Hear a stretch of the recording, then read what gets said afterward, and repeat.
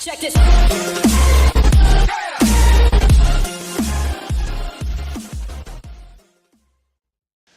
Hey, hello guys, welcome back to my YouTube channel. Today I'm going to talk about creating your annual training plan, and I'll be doing that on the basis of a 5-step plan which I've been following by reading Joe Friel's book, which is called The Cyclist Training Bible, the 5th edition, released last year. Very good book, and I'll talk you through the 5-step process on what I'm doing, how my seasonal goals look like, and what I'm going to try and do to achieve it. Thanks, and enjoy the rest of the video. All right, let's get started. So today's video will be about how to build your annual training plan. So we'll cover a couple of topics. So first of all, what is an annual training plan? Then see how it's based, in my case, on Joe Friel's book, The Cyclist's Training Bible. How to do this in a 5-step plan. And then making it a bit more real by having a look at my own season goals, objectives, and my annual TSS volume. And don't worry, I'll explain what that is in a minute. And last but not least, a plan is only a plan. Be prepared to make some changes as I am experiencing myself right now.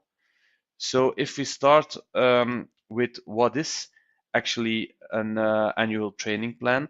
So the whole goal is that you try and make this plan off season, which is for most of us in the Northern Hemisphere in the winter between, let's say, November, December, January. So that's when I started to make my own plan. So the first step is, what's my source of information? So in my case, I decided this winter around Christmas to buy a book by a well-known trainer, sports writer called Joe Friel. And I bought the brand new 5th edition, so it was released in 2018, of the Cyclist Training Bible. So if we have a quick look at that, so it's a book. The publisher is Velopress. So you can buy it in many online shops, of course, on Amazon, but here in Belgium, I actually bought it to bol.com, which is a very well-known web shop here in the Benelux. It's the 5th edition of the book, so it means a lot has changed. It's built on 20 years of experience of this guy. It's a 300-page book or something like that. And of course, in the video today, I'm not going to cover 300 pages in 5 minutes, but we will be talking about the general high-level plan, top-down, on how to build the annual plan. So this is on Velopress. You can always have a look at the preview of the book, where you can see the table of contents and often also the first chapter or the first few pages, to get a look and feel on what the book is about. I can highly recommend it. I might do a more in-depth book review later on another video.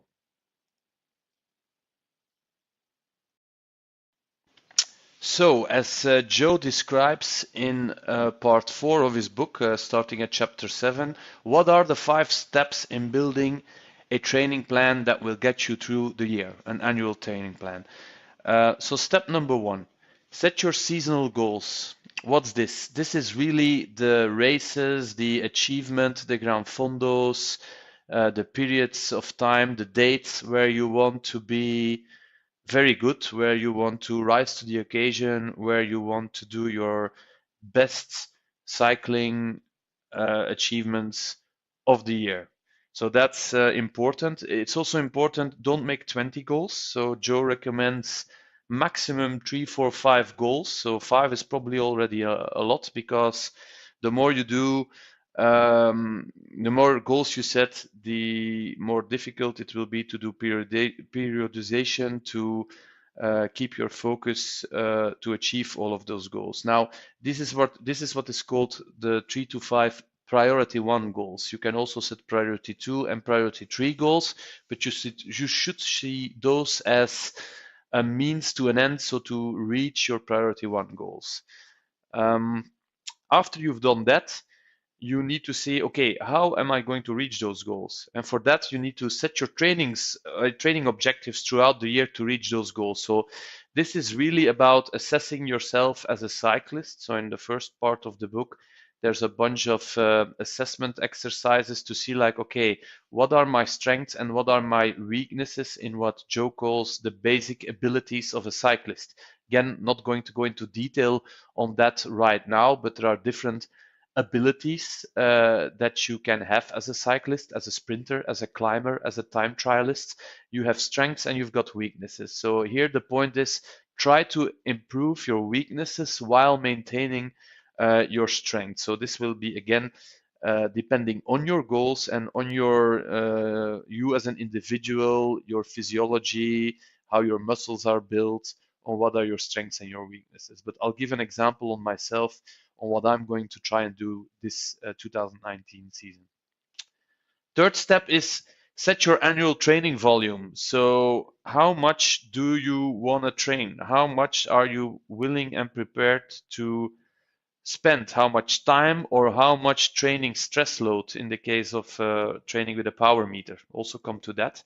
So this is based on experience of previous years. So I've been a Strava early adopter, I guess I can say, for the last 6, 7 years. So I have a lot of data of previous seasons, so I can be quite realistic and have a good overview or trend on what I can do in a year, how much time, how much training load I can spend, because I've also been training with a power meter for the last 3 full years, so I start to have some data. If you don't have any data, this is probably a little bit more tricky to set.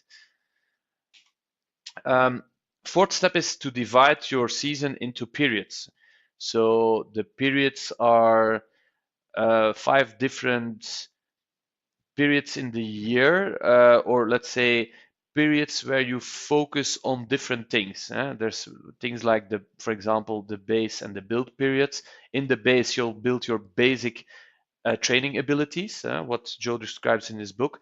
And in build, you start to be more specific towards your race. The whole setup of the book, the whole philosophy is the more you get nearer to your seasonal goals, which is often a race or something similar, the more you will make your training race-like. That's in one sentence, I think, the philosophy of the book, or at least on how I understood it. One of the other videos I'll go a little bit deeper into that, but today let's keep it high level. Last step is set your weekly training volume. So once you've determined your annual volume, your periods, you can start filling in the blanks week per period. So period is typically 3 to 4 weeks. So you've got base 1, base 2, base 3. That's each time 4 weeks. Build 1, build 2 is each time 4 weeks. Race and peak is slightly different. I'll refer again to the book to see how those periods are different. But in any case, every week you have to then fill in either the hours you want to spend or the TSS, the training load stress that you want to achieve to achieve the concept of progressive overload, which is what you do to get better. You progressively overload your body with training stress. You give it a rest every 4 weeks, and then you count on what is called supercompensation every 3 to 4 weeks to build better and better fitness. Also, those concepts very well explained. I'll do another video on the concepts of fitness, fatigue, form in a couple of weeks from now, if you guys are interested. So those are the 5 steps. So how does it apply now to me, the fly, an ambitious mammal? Well, first of all, when you think about your seasonal goals, they should be SMART. SMART is an acronym very well known in many industries. It's got a bunch of different meanings. Before we have a look at my own, so the fly as an ambitious mammal season 2019 goals, let's have a first look about the general attributes your goals should have. So SMART goals is actually a well-known acronym in many industries, and in the case of cycling, I filled it in as follows. So they should be very specific, your goals. So be specific on what you want to achieve. Don't just say, I want to ride faster this year. That's not specific enough. And I'll give you an example of what a specific goal is, using myself as an example later on. It needs to be measurable. So measurable things like I want to do race X on day Y at an average speed of 35 kilometers an hour. That's measurable. Or I want to achieve a power of so many watts over this period of time in the case of power meter training. That's measurable. Has to be ambitious. So the goal is here, I'm assuming you ride your bike and you do these Grand Fondos and these races to get better, right? So it has to be ambitious, meaning you have to challenge yourself every season again to get better, but not over ambitious. So it also has to be realistic. I mean, for myself, as a 42-year-old guy, if I would say I want to win the Tour de France, that's probably not very realistic, right? So be ambitious, but keep it achievable at least. And last but not least, all of your goals should be time bound. So you have to put a date against it, a deadline. If you don't do that, things keep on slipping. You don't have a clear date to aim for. So every goal should also have a date against it. So, well, actually, since we're already at the 10-minute mark of this video, I actually propose we do that in a second video on how does this 5-step process apply to me? What will be my own goals? So you can relate it that yourself, what your goals could be, and how I'm going to use my training objectives to reach those goals. So let's see that in next video. Ciao guys, I hope you enjoyed this one, and then the follow-up one will be live very soon. Bye for now. Check this.